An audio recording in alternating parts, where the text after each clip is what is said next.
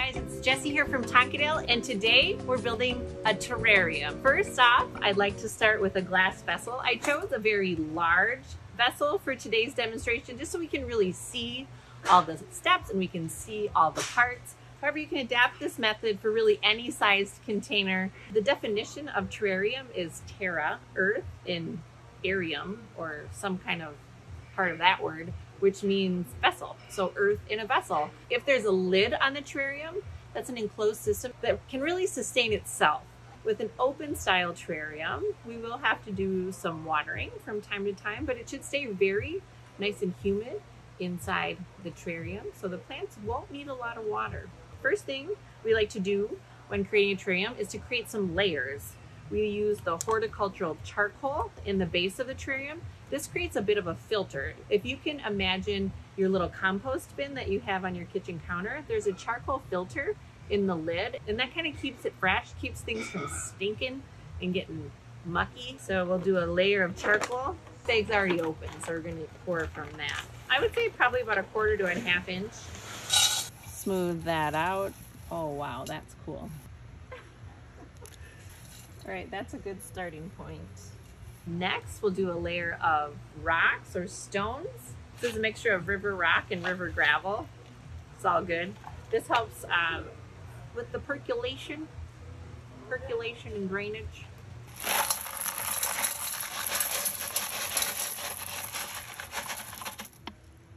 Coming in with some more rocks.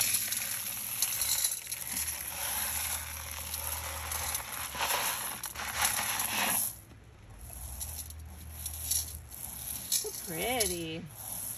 So we have the charcoal layer, the rock layer. Next, we're going to come in with our potting soil. I would just use an all-purpose potting mix that's going to give you the best nutrition, some good drainage.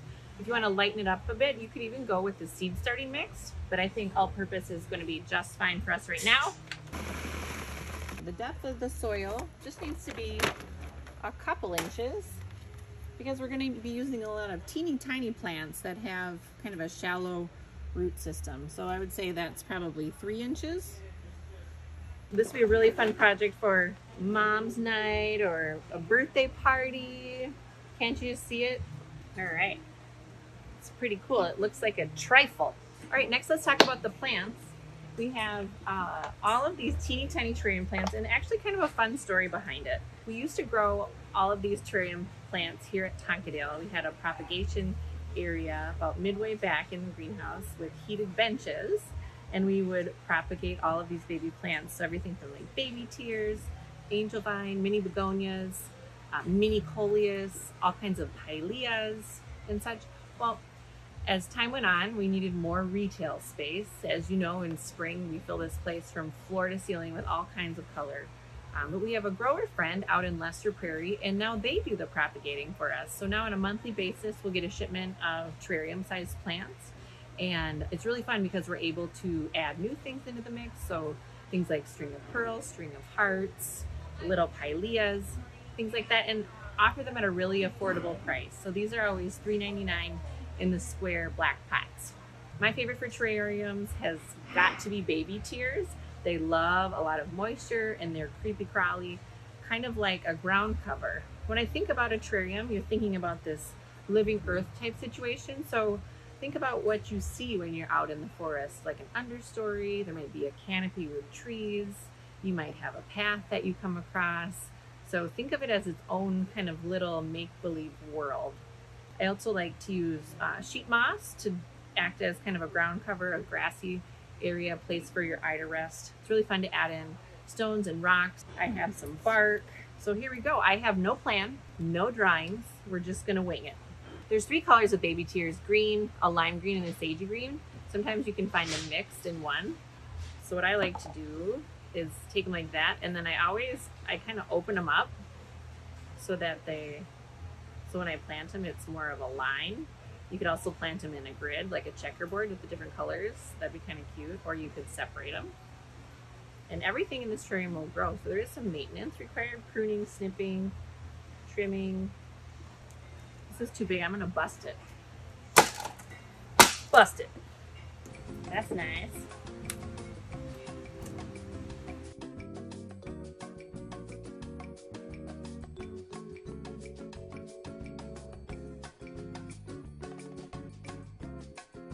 So this is kind of cool. Angel vine is something that likes to attach and climb on things. So I'm gonna kind of put it right in the crux. I'm gonna put it in the crux of my logs here. So I just gently massage the roots, open them up. Oh, look at that. So cute.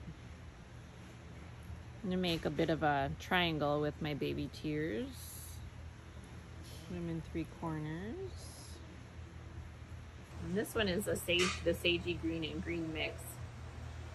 I feel like this, you could probably pay someone a lot of money to do this to you at a spa. Next, I'm gonna put in an Terrarium. This one's super cute. It's got the heart-shaped flowers. This is gonna be kind of our canopy or our tree. This one isn't super rooted in, so we'll be able to manipulate it quite a bit. I'm gonna put it towards the back of the terrarium, although there really isn't a front or a back. So I'm just gently creating a small hole for each item. And I might nestle the roots of this right up against the glass so you can see it as the roots develop. Kind of a good idea. Next, I want to show you the creeping fig, Ficus repens. It also comes in a variegated form, which I tend to prefer, but not available right now. So we're gonna do this. Split it. I'm splitting this in half. And this one probably will clip and cling up to the side of the terrarium. It has like these little suckery kind of roots. I gotta be honest with you guys right now. I forgot to put my gloves on, but working the soil feels amazing. I needed this today. So this is gonna creep and crawl up the back side of the terrarium. You don't want to overfill with plants because it can get kind of wild and out of control real quick. Plus, you want your eyes to be able to explore the scene that you're creating. I think I'll put this one kind of right over here. Check out these baby ferns. These are like kind of like the heart leaf fern. There's no real rules. It's just all about what feels good. Tip for you guys, if you wanted to use something like a succulent or something that requires a lot less water, you can pot it separately in its own container or plant it in its own pot so that it doesn't stay as moist as everything else. So to me, this looks kind of out of place because it is a sansevieria and I know that it needs less water, but the form is really, it's kind of cool and edgy when everything else is super kind of terrestrial and foresty. It adds some personality, perhaps. So I'm gonna plant that whole pot right there. Some extra soil to fill in. I love it. I love it so much. I'm gonna look at it from the front. Next, we're ready to dress it up. And I like to use kind of a variety of different soil covers. This is the new soil cover from Soul Soils. It's the Saharan Gold. I just really love that kind of warm, rich color. It's gonna brighten everything up. I also have the sheet moss, and by happenstance, I was stomping on bark, we have a little bit of mulch now on the floor. We can make more. Sometimes it's fun to like imagine some stepping stones or a path, even like a little bit of water or a dry creek bed. So blue stones could be water, dry creek bed with gravel. It's kind of fun.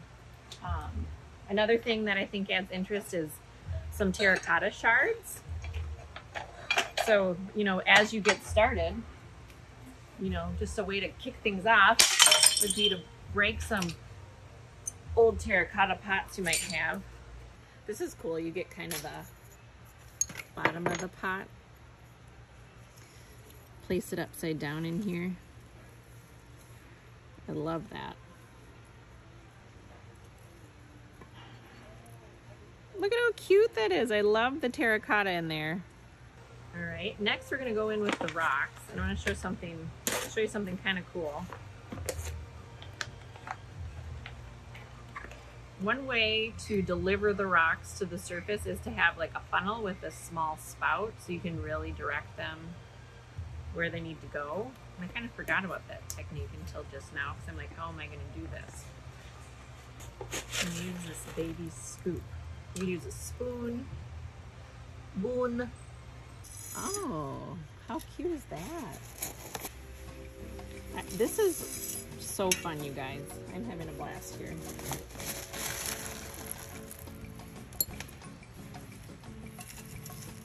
You do this while you're brining a chicken. And then what I like to do is push it kind of down in sections.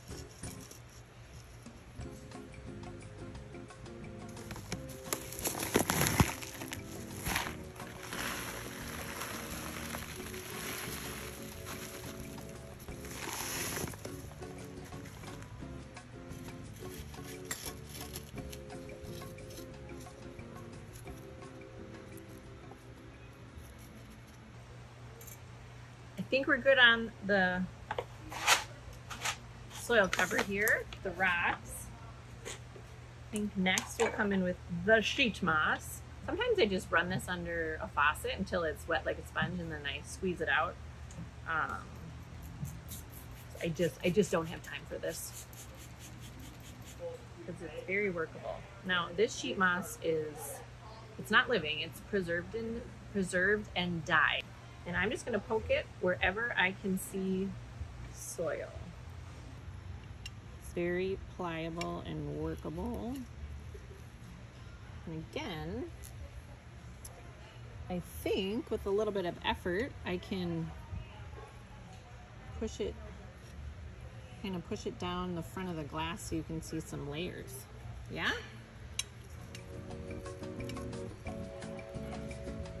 If you are a purist and you use undyed sheet moss, it does turn kind of a straw color as it dries down,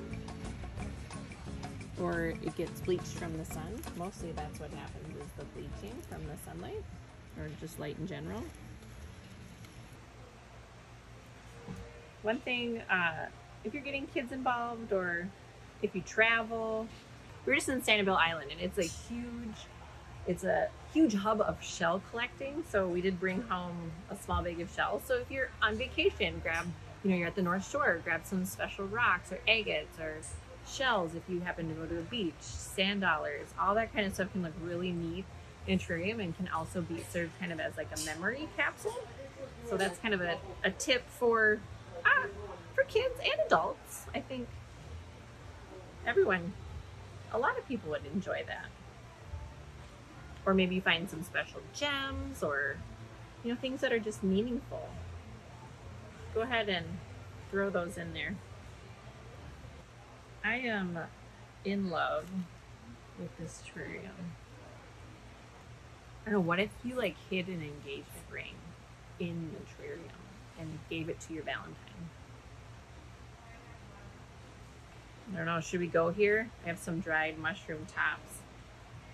I think we might be getting to the point of completion, but I don't know, these look kind of organic and cool. I feel like if I had some hot glue, you could glue them on the stumps, but I don't have time for that. And I think we're done. We're done. Step away from the terrarium. To care for the terrarium, I think you can get away with using a small spout watering can and just watering kind of directly where the plants are. And they are going to create a lot of moisture and humidity on their own. We never want these plants to completely dry out because they will fizzle out.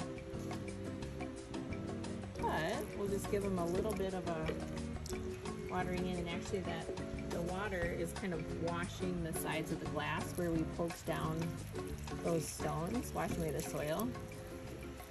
So that's kind of a nice finishing touch. Add a little humidity with a spray bottle, the orbital sprayer. I don't know, everything looks better when it's got a little dew on it.